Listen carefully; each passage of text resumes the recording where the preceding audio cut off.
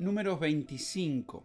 La inmoralidad y la idolatría entraron a Israel a través de matrimonios mixtos. No tenemos todos los detalles de cómo ocurrió esta seducción, pero dado que los textos vistos en el estudio del capítulo anterior denuncian a Balaam por idolatría e inmoralidad, de alguna manera debe haber regresado y aceptado el dinero para destruir al pueblo de Israel con otra estrategia.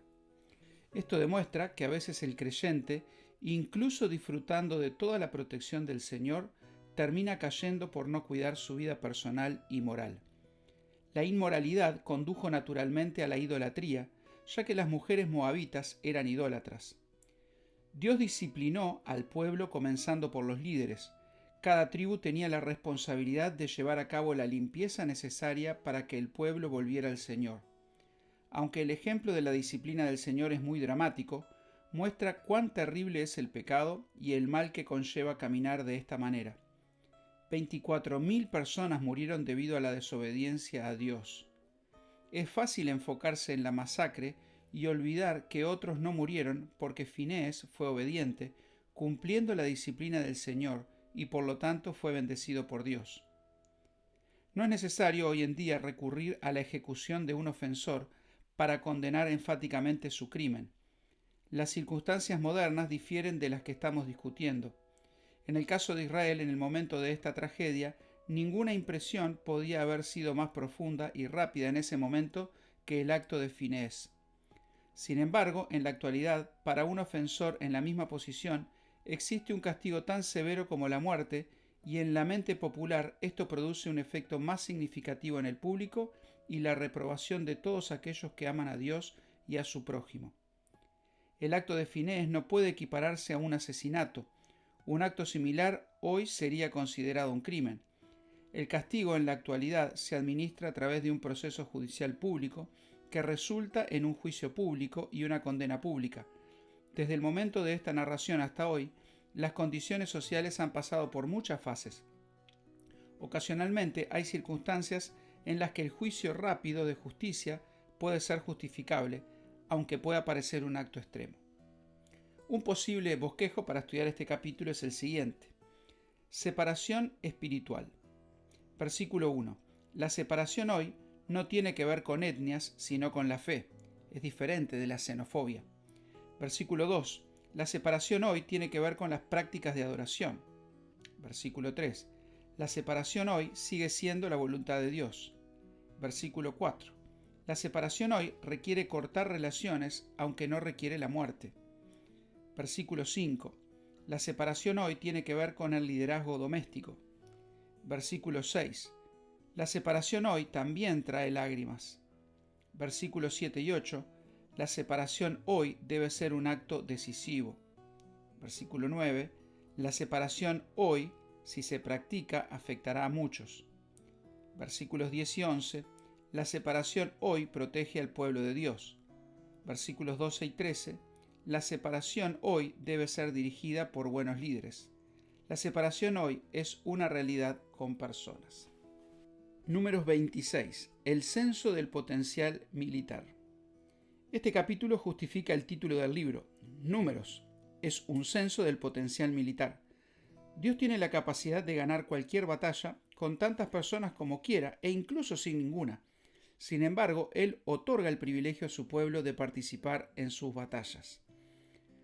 Después de la plaga, relatada en el capítulo anterior, no está claro cuánto tiempo después, pero tal vez antes de la guerra con Madián, mencionado a continuación y narrado en Números 31.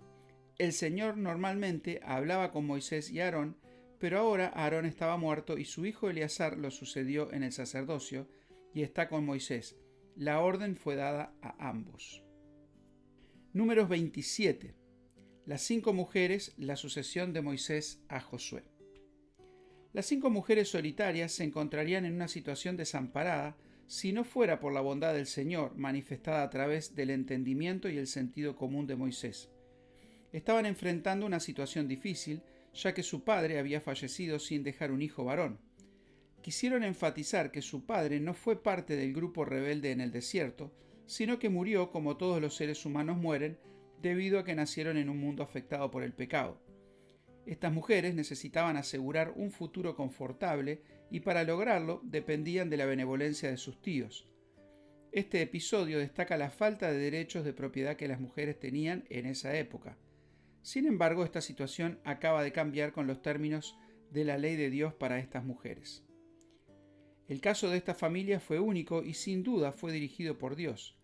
Sin embargo, proporcionó la oportunidad de manifestar la fe y la piedad de estas 5 hermanas. Es evidente que creían en las promesas de Dios de que Canaán se dividiría para Israel y tenían la gracia de desear una herencia entre el pueblo de Dios. Mientras el lector observa la conducta de las hijas de Zelofead, también es importante destacar otra instrucción que surge de esta circunstancia.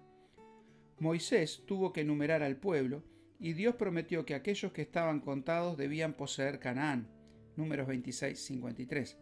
Sin embargo, las hijas de Zelofead no estaban contadas y en consecuencia no tenían derecho a la promesa. A pesar de esto, vemos que la voluntad del Señor era concederles el derecho. Aunque no figuran en la lista, ellas tenían pretensiones en esta tierra. Un posible bosquejo para estudiar los primeros versículos de este capítulo es el siguiente. La visión de futuro. Versículos 1 al 3. Una visión de futuro se basa en la historia para detectar problemas. Versículo 4. Una visión del futuro reivindica días mejores para la familia y la sociedad. Versículos 5 al 6. Una visión de futuro se debe basar en la dirección del Señor. Versículo 7. Una visión del futuro debe basarse en lo que es justo. Versículos 8 al 11. Una visión del futuro debe beneficiar a otros, además de uno mismo. Moisés vislumbró la tierra a la distancia, pero no entró por causa de su rebeldía contra el Señor, junto con Aarón, golpeando la roca cuando solo debía hablar. Moisés no discutió con Dios, pero estaba preocupado por su sucesor. Un líder siempre se preocupa de que su trabajo continúe a través de otro siervo fiel. Por supuesto, Dios está mucho más atento a la obra que el siervo más fiel de esta tierra. El Señor ya había providenciado a Josué. Moisés entregaría su autoridad a Josué. Pablo le ordenó a Timoteo que también enseñara a otros hombres fieles. Necesitamos pensar en sucesores fieles para continuar la obra del Señor. Eleazar haría todo el ritual para darle el cargo a Josué. Un posible bosquejo para estudiar los versículos 12 al 23 es el siguiente. La gracia de Dios obrando en medio de la rebelión. Versículo 12. La gracia de Dios permite victoria parcial en la tierra. Versículo 13. La gracia de Dios permite la bendición eterna. Versículo 14. La gracia de Dios permite a un rebelde el perdón eterno. Versículo 15. La gracia de Dios permite al hombre escuchar la voz de Dios. Versículo 16. La gracia de Dios permite que otros nos reemplacen. Versículo 17. La gracia de Dios permite que la obra avance sin nuestra presencia. Versículo 18. La gracia de Dios nos permite preparar a otros para la obra de Dios. Versículos 19 al 20.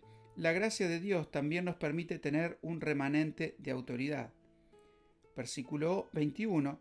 La gracia de Dios nos permite regocijarnos con la bendición de los sucesores. Versículo 22 al 23. La gracia de Dios nos permite obedecerle una vez más después de la rebelión.